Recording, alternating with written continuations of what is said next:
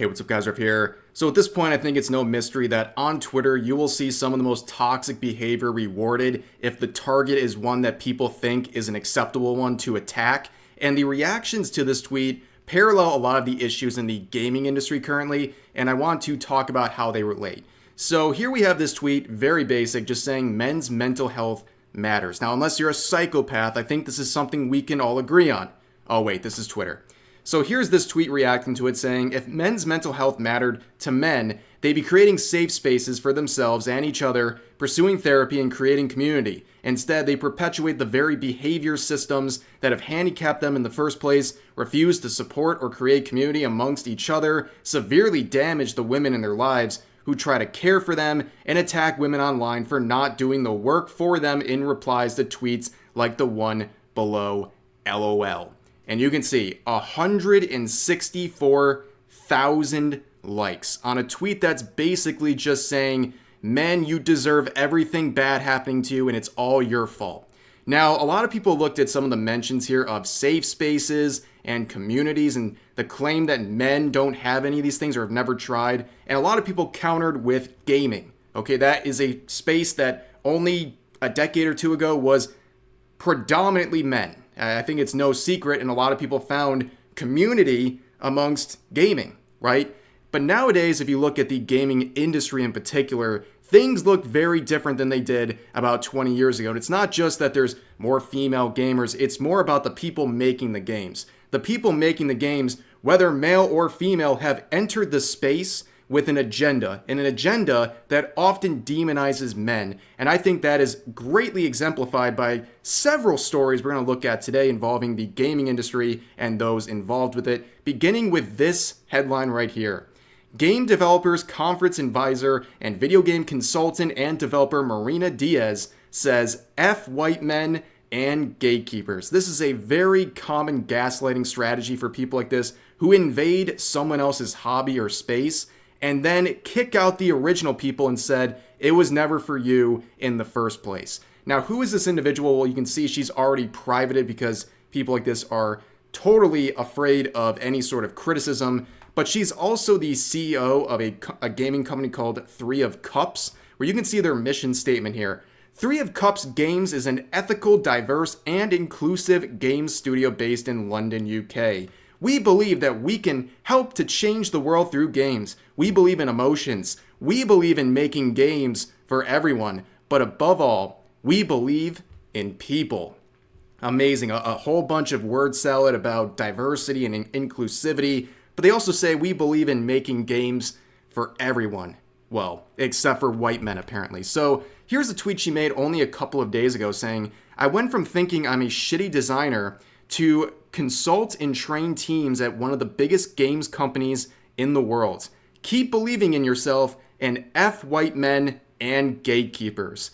You'll see a common pattern here where every single thing she does in her life, she counters by also saying something negative about white people, in particular white men, because apparently that's what's on her mind constantly. But besides the racism and the misandry down here, we have this statement, which I don't know why she thinks this is an own. She's basically saying, she's admitting that she's not a very good designer, but then saying that she's been entrusted with the responsibility of consulting and training teams at one of the biggest games companies in the world. This is not something you should probably be saying. It confirms a lot of suspicions people have about the qualifications of people in the industry right now. But moving forward, she had many other tweets. This one was from back in April, where she said, growing my abs to crush nuts and obnoxious white men with them. She literally can't even work out without thinking about white men. It's very, very strange. Here's another one from earlier this year in April. Why white men over 40, for being somehow generous, are allergic to saying the word diversity. And this is also a common pattern with a lot of people in the gaming industry or games journalists who have this very strange infatuation with older male figures. They're always angry at older male figures, which pretty much at that point the jokes write themselves. But in this scenario, you have someone who's in their 40s, right? Older people in the industry, and they're saying, like, why don't they buy into my version of diversity? Well, probably because they have a lot of life experience and they see what you mean by diversity, which is not actually diversity because your diversity doesn't include them or other people you don't like. So they see this and they just don't buy into it, and that makes you angry. But she would continue with other tweets where she was talking about going to a conference and saying that she met someone she has a lot of respect and she admires, and she is saying we need more people like her to kick the old white privileged asses.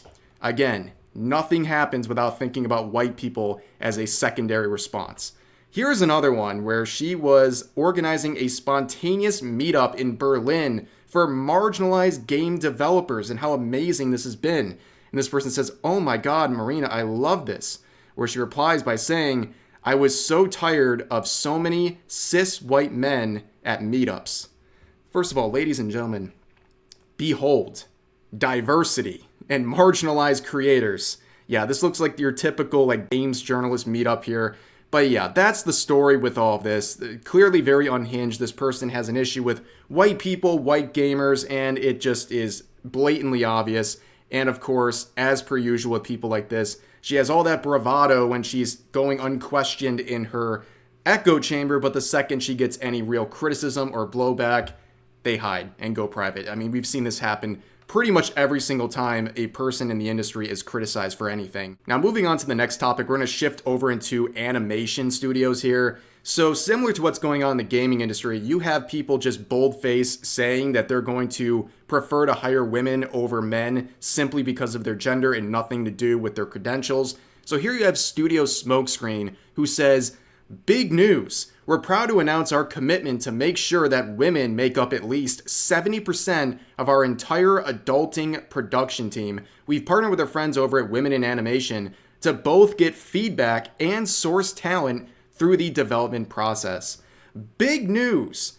We're doing a discriminatory hiring practice that's probably illegal in most countries. They're just admitting this outright. Like I said, they are saying that we care more about your gender than your actual credentials, and we will keep some weird status quo number of 70% and always uphold it in terms of how many women work at the company. It's very, very strange, and it also reminds people of High Guardian Spice, where they had an all-female cast, and that was an absolute disaster. And it's not really that surprising when you have unhinged people who have a bloodthirst for half of the world's population. It kind of corrupts everything you do in your life when you have this sort of nonsense in your head.